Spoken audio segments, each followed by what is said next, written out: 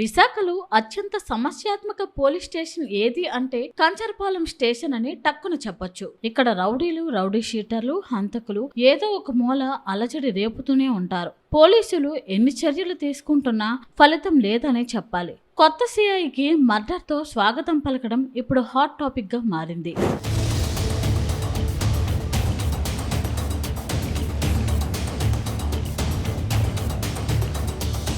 Kancharapalem station పరిధిలో గల మురళీనగర్ లో గత నెలలో ఒక యువకుని మర్డర్ జరగడం, నిందితుని అరెస్ట్ వివరాలు వెస్ట్ ఏసీపీ ప్రదీప్తి మీడియాకి వెల్లడించడం తెలిసిందే. ఈ మర్డర్ మర్చిపోక ముందే తాటిచెట్లపాలెం సంజీవయ్య కాలనీలో ఇటీవల 2 వర్గాల మధ్య ఘర్షణ చోటు చేసుకుని యువకులు కొందరు పరస్పరం దాడి చేసుకున్నారు.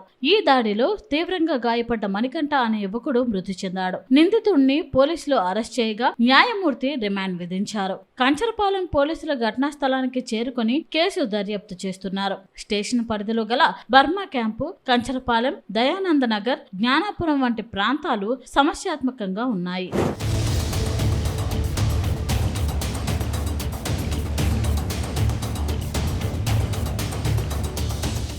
జ్ఞానాపురం రైల్వే స్టేషన్ మార్గం నిత్యం రద్దీగా ఉంటుంది. ఇక్కడ గంజాయి, మద్యం గ్యాంగ్లు హల్చల్ చేయడం నిత్యకృత్యంగా మారిపోయింది. రైళ్లలో వస్తున్న కొన్ని అసాంఘిక శక్తులు 5th టౌన్ పరిధిలో నివాసం ఉంటూ పలు నేరాలకు పాల్పడడం పోలీసులకు పెద్ద సవాల్గా మారిందని చెప్పాలి. అనంతపురం జిల్లా నివాసి ఒకరు 10 కిలోల గంజాయి రవాణా చేస్తూ జ్ఞానాపురం వద్ద ఈ నెల 4న పోలీసులకి దొరికిపోయాడు. ఈ ప్రాంతంలో గత ఏడాది అవుట్ పోస్ట్ ఏర్పాటు చేయడం తెలిసిందే. స్టేషన్ పరిధిలో గల బార్ల వద్ద నిత్యం గొడవలు సర్వసాధారణంగా మారాయి.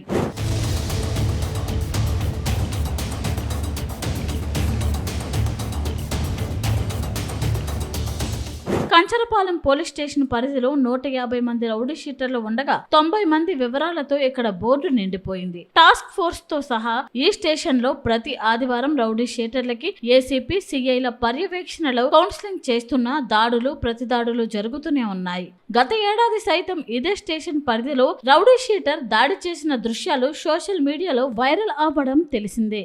జ్ఞానాపురం రోడ్డులో మదర్ తెరిసా, వ్యాకులమాత, యేసుక్రీస్తు ప్రతిమలు కొలువై ఉన్న చోట సైతం నేరాలు జరగడం ఆందోళన కలిగిస్తుంది. పోలీస్ శాఖలో సమర్థుడైన అధికారిగా పేరు ఉన్న CI Korada Ramarao, west ACP Pradeepthi పర్యవేక్షణలో ఇక్కడ శాంతి భద్రతలను ఎలా కాపాడుతారో చూడాలి మరి.